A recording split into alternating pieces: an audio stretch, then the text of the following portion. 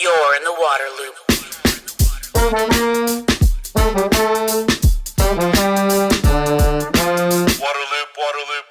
Welcome to Waterloop, the nonprofit news outlet exploring solutions for sustainability and equity in water. I'm the host, Travis Loop. This episode is from the Reservoir Center in Washington, D.C., where Waterloop is a media partner. Water is the heart of America's national parks, yet many of these rivers, wetlands, lakes, and bays are under growing stress from pollution, climate impacts, and decisions made outside of park boundaries. In this conversation, Ed Stierli of the National Parks Conservation Association explains how his organization serves as the independent voice for 433 national park sites, backed by nearly 2 million members. He highlights the progress driven by clean water laws, major restoration investments, and broad coalitions working to protect upstream waters, rebuild natural buffers, and strengthen the resilience of national parks for the future. Before we dive into the episode, I want to thank you, the audience, for making this platform possible. To support Waterloop, please subscribe on YouTube, rate and review the podcast on Spotify and Apple, follow us on social media at The Waterloop, and sign up for email updates at waterloop.org. Thanks for being part of the conversation. Waterloop. I am a massive fan of national parks. I have a collection of those, the famous little brochures with the black and the name from like my entire life of every place I've gone to, whether it's a national park or a national seashore or a national monument, wherever I get those. I'm a big fan. But you're with the National Park Conservation Association. What is it and why is it needed? We're the largest national nonprofit, nonpartisan advocacy group that works to be the voice of the national parks. So if you go way back when the National Park Service was first established in 1916, even then right away, the first director of the National Park Service recognized that there needed to be an independent advocacy group to work on behalf. So pretty much acknowledging that the people need to be involved in the protection of the national parks. And he started what was then the National Parks Association as an independent advocacy organization that has since grown over time. In 1919, that was founded. And now we're the National Parks Conservation Association. We have, nearly 2 million members. We're a membership organization around the country of people who love their national parks, 433 of them across the United States, and are willing to advocate for whatever policies are needed to help protect them. To prove my fandom, here it is too. I've got my national park pass right here. Renew it every year when I visit some national park. I had to show them a card carrying member. So when members, you have almost 2 million members, what does that membership do for you all? Like, what are the benefits of that? Because one of the things I want the audience to learn is why being a member would help national parks. Being a member of NPCA, essentially, you're usually they're making, I believe it's $25. Essentially, it's very low. You immediately get information about national parks. You hear about the issues that are impacting them. You hear about exciting new developments that are happening within the National Park Service. But importantly, you're really kind of providing the resources needed for NPCA to do whatever is needed to do to help protect them. So, doing educational workshops in communities, giving advocacy training, going and meeting with members of Congress, helping to track issues, to mobilize people to know when to speak up, helping us think through, what should be the newest national park unit. That's another important role we've played over time. It's like, American history continues to evolve. We continue to identify places that are worthy of are nationally significant for protection, and we advocate to add new national park units. That's essentially when you become a member of NPCA, you're becoming a part of that community. That's a part of essentially, helping to not only shape what the Park Service and what the national parks look like now, but for the future. And I think if people want to get even a better look at that, they can go to your website and your social media. I went on there and saw really how you're calling attention to opportunities for protection or, things that could be a challenge or a harm to national parks. So, and obviously then that gives people a way to hey, I need to chime in with my voice on this front. Let's kind of shift to water a little bit. And maybe this is a broad question, but when you think about water and national parks, what comes to mind? What's the overlap there? Well, water is essential to national parks. I mean, first off, I think there's more than 80 or so national park units that are actually there to preserve important bodies of water, whether it be national seashores, whether it be lake shores, whether it be, bays, riverfronts, marshes, swamps. I mean, you name it, right? I mean, we have so many parts of the national park system that are essential not only to the protection of water, but help create places where Americans can go and interact with water, whether it be fishing, recreation, swimming, wildlife, protection of wildlife resources, right? I mean, that's the important kind of place that national parks plays in helping protect, our nation's water system. But in addition to that, a lot of people think when they visit a national park that the water should inherently be clean because we think national parks are protected, right? We as a nation have decided that these are the places that we should give the highest level of protection and dedicate resources to help conserve. But unfortunately, that's just not the case. I think more than half of national park waters are actually still impaired. So, from NPCA, we spend a whole lot of time and energy and resources educating people about the need to not only enjoy the waters of our national parks, which you can do, but also take action to help protect them.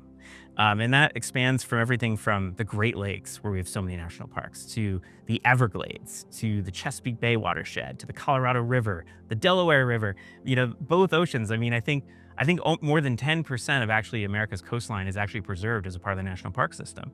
If you think of all the places where people go, for national seashores. So, it plays an important role in that, and it also plays an important role in protecting aquatic species, protecting some of the most sensitive aquatic ecosystems we have in the country. I mean, that's all part of our national park system. It's not just, the historic sites. It's not just, huge mountain landscapes. It also includes a lot of water as well. I'm thinking about all of my trips again to national parks and how water kind of was a part of all of those. And as you talk about the challenges and waterways even being polluted, right, that are in national parks, it's because water flows through these places, right? It's not just that it originates and this national park is a mountaintop, right? Like a lot of times water flows through or is coming from other places. Could you talk a little bit more about the challenges, the pressures, the stressors that water faces in national parks? Again, some of that's external, right? Where that water's coming from, but So whether you're rafting through the Grand Canyon or if you're canoeing through the Everglades or even, on the Potomac River in Washington, D.C., right? That body of water originates its headwaters likely outside of the boundary of that national park. So that the health and the well-being of the water in the park and, the ecosystems within that are strictly reliant upon the health of the water outside of the park as well. So, a lot of our advocacy work is not just defending the laws and the regulations that go into place within the national park itself, whether it be the Clean Water Act or park policies to help, make good decisions about, making sure these have some of the cleanest water in our country. It also goes to looking to see what are the stressors and the impacts and the development outside of it occurring within the watershed that has downstream effects that impacts both the wildlife and also harms even visitors or the health of national parks. That could be agricultural runoff in many cases. That could be industrial development or could be energy use or extraction happening right outside the park's boundary. Could be, on the East Coast, it's a lot of overdevelopment, right? Whether it be warehouses, residential, whatever. All of that adds up and essentially impacts on those headwater streams and then impacts the water that flows through the national park. So, we need to take a pretty comprehensive view. It's not just essentially laws or decisions that are made in Congress. Traditionally national parks, they're protected at the federal level. Federal policy is a big piece of that, but it's also a lot of the state and local policies that help influence water use and water quality decisions that also impact national parks. Thinking of kind of two different parks I've visited. You mentioned the Everglades, and I've been through there, been on one of the little airboats, and that is seriously impacted by what's upriver, if you will, in Florida, right around Lake Okeechobee and agriculture and the development in Florida. And then I think also about my visits to like Olympic National Park in Washington State, where you actually have a protected area, right? Nothing is entering from outside of the watershed necessarily. You know what I'm talking about. You've got the mountaintop, Yeah. big mountain there, and all that's kind of unpolluted snow that falls. So a lot of different factors for sure. I mean, investment is a big piece of that, right? I mean, you talked about the Everglades, right? The investment needed to restore the flow of water in the Everglades, that's one of the most intensive, if not largest, hydrological restoration projects in, if not the United States, in the world, right? And then it also goes to the investment that's needed, not just in national parks, but in entire watershed level, whether it be the Great Lakes or the Chesapeake Bay.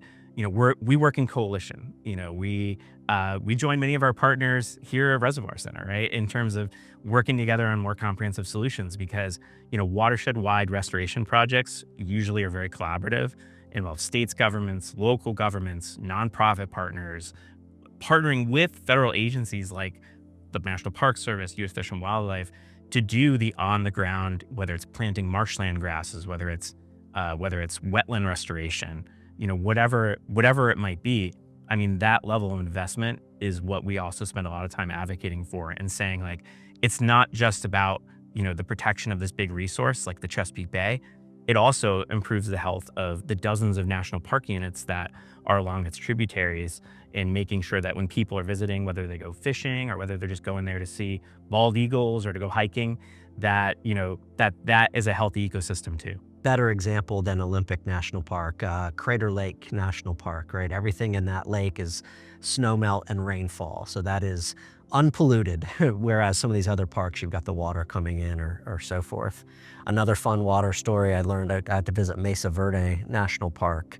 And I guess one of the reasons that they moved down and built these dwellings in the cliffs is because there was drought, and under the cliffs is where water was kind of seeping through the rock and they could get access to springs. So just more examples of like the water connection from national parks. And you pointed out some really good examples of where, climate impacts water resources and parks as well. We talked about a lot of lakes.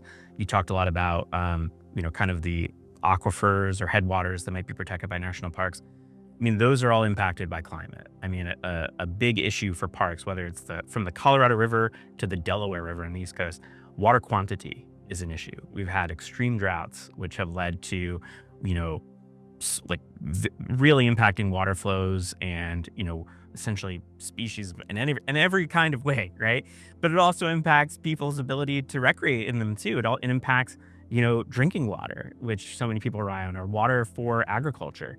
That's something that, we're really attuned to, as well as looking at all of the coastal parks, which are impacted by climate in a very different way, from sea level rise. And that extends from even the National Mall, which is on the Potomac River and has to deal with recurrent flooding, to even, colonial Jamestown, which is at the mouth of the Chesapeake Bay. And you're looking at, maybe even a generation from now, it being an underwater national park unit, right? So I think, we deal with climate in so many different ways as well. And, and NPCA, I mean, our goal is to make sure that the agency has the knowledge and the resources, and that they're doing the best they can to make decisions that are kind of prepare parks for climate, but then also that we're taking steps as a nation to making sure that we're, protecting national parks from the impacts of climate too, because in many cases, you just pointed out, the tangible impacts where many Americans see the impacts of climate change, whether you're at a lake, you actually see where the water level was even 10 years ago, or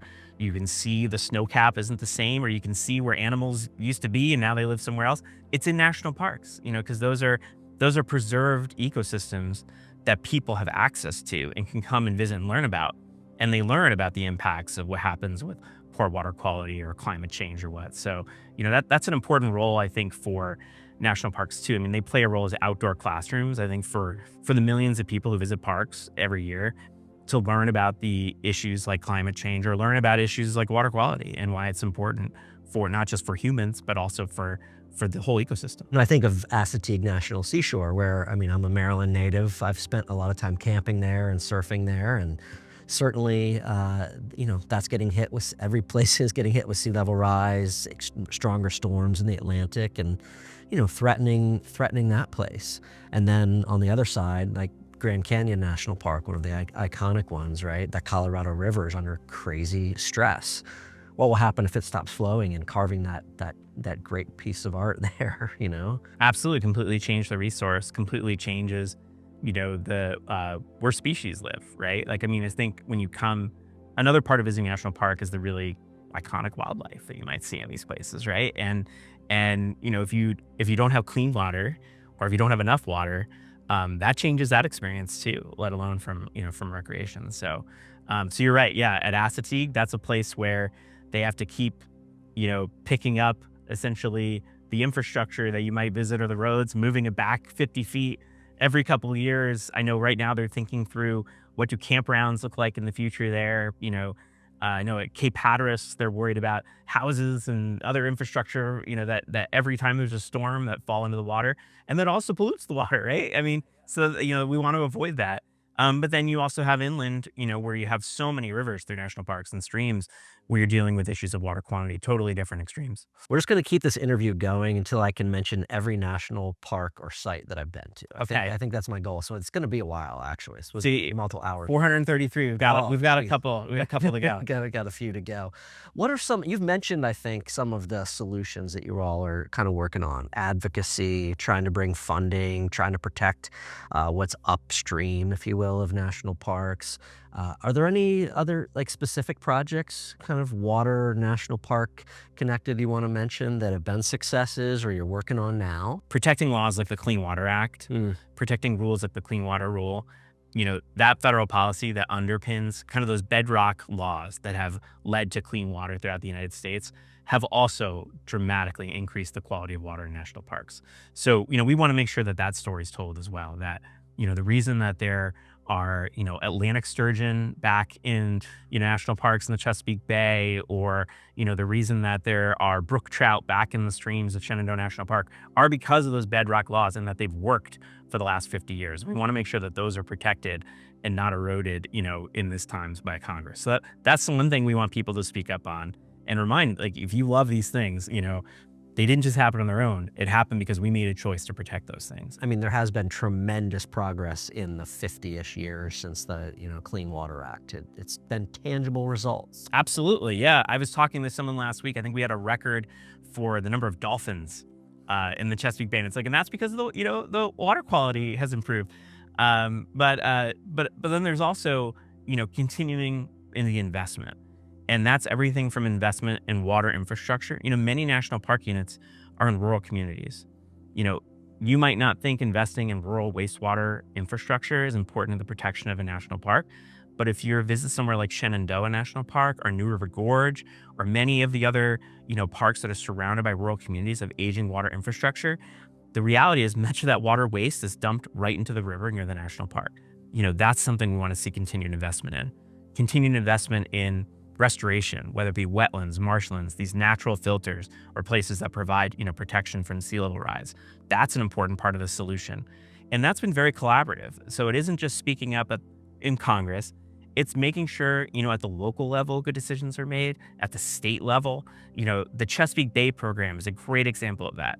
You have not just collaboration among federal agencies, but with a handful of states as well that are all making investments towards the same goal. The Great Lakes Restoration Initiative, another great example. These have proven to be successes for decades now, and we want to, continue to see forward progress on those, as well as investing in individual parks to make decisions as well. I was thinking of partnerships, and you talked about that. I imagine also with other organizations too, like you talked about wetland protection and restoration. I thought of Ducks Unlimited, and there's a lot of groups out there that are very focused, have an aligned kind of mission there. We work in coalition on all of this because, the reality is there's so much broad-based community support. Voters love it. There's bipartisan support. Everyone loves clean water. It's not a red issue. It's not a blue issue. And everyone loves national parks. When you put those together, you're going to build a pretty broad-based coalition. So I will say, it's been amazing to see not just the size and breadth of some of the coalitions and the number of partners, everything from, groups who are faith-based to groups who are invested in, infrastructure or job creation to those who are sportsmen's groups or love fishing. We all come together to advocate for these policies. That's one of the things we love about Reservoir Center is that, it creates a table for us all to sit at to talk about big issues like climate resilience, to talk about how we could better, collaborate around water quality. I mean, it's a big table, and we would need to continue to make it bigger and bigger, because the reality is the challenge isn't going away. Progress is being made, but the challenges in some essence get more challenging too. I think that the number of people at the table, the diversity of interested stakeholders, the people that are passionate about national parks and public lands really, has come to the forefront, I think, this year as there were some proposals, around national parks, around public lands, and you saw so much broad-based support for protecting these places and keeping them pristine. Everything from people that just like to hike and camp to those that like to hunt and fish and whatever it might be. I mean, a complete cross-section of the American public. Land conservation and public lands play such an important role in protecting water quality, particularly when it's, really strategic lands within a certain watershed. And you're absolutely right. I mean, Americans love their public lands. They love their public lands and public waters too. I mean, I think, that's an important distinction to make. It is not just about, places or mountains or places to hike. It's about, it's about all of the rivers and lake shores and streams that are also within that. That's a part of what people love about these places. And you're right. It's a part of our identity as a nation. I think that's what really spoke to a lot of people. I think when you talk about selling our public lands, you're talking about selling something that we all own, that's been handed down generation after generation, just by being a part of our country, knowing that you have the ability to not only access these places, but that they're going to be preserved for forever. And knowing that could go away in the blink of an eye, I think caused, understandably so, amount of outrage. And now we've seen, people back off from that because they recognize that, our public lands should be untouchable. And the song America the Beautiful, I think, is like a kind of a core song for the country, and because it describes the geographic place and the beauty and the majesty and the purple mountains and all that. So I think people feel connected to America that way, not just its history and its culture and all that, but like the physical place and the amazing diversity of places. Well, what's your favorite national park? Oh man, my favorite national park. I love the question. A very special one to me is Hawaii Volcanoes National Park. I lived on the Big Island for a long time and spent a lot of time hiking around in there to some of the craziest landscapes you could imagine. Way back, 8-mile, 10-mile trails where there's nobody else out there. It's like you're on the moon. There's like steam coming up. Where else can you see flowing lava except there? It is dumping lava into the ocean and building new land. So there's a water connection with that one too. Yeah. What's your favorite national park? Well, before I answer that, I think you just pointed out something that I think is really, and I've had the opportunity to do this quite a few times, in PCA, is that field trips to national parks even for many kids is like for a huge majority of them, you'd be shocked, especially in urban areas. It might be their first experience with water in a natural way in a national park. There are so many kids who might go on a canoe trip or out fishing, whatever, that maybe even if they live miles away, have never been there before. And I think that's something like, national parks do that. If you think of so much of the water particularly in the East Coast, right? A lot of it's private. A lot of the access to it is private.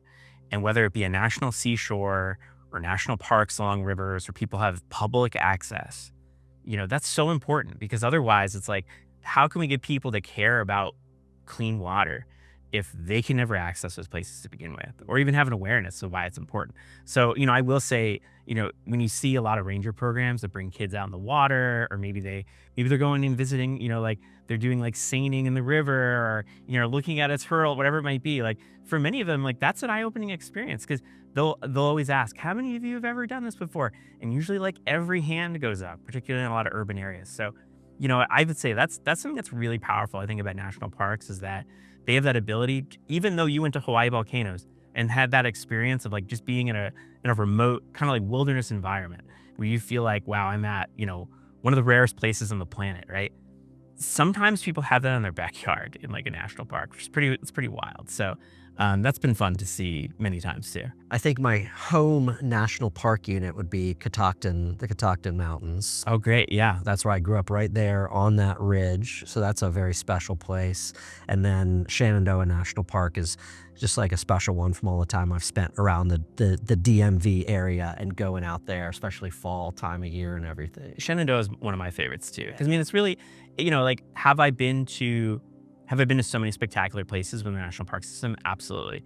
But it's the memories you make there, right? It's like all the times I go, whether it be on canoeing or fishing or hiking there with our kids or whatever, that's what you remember. Totally.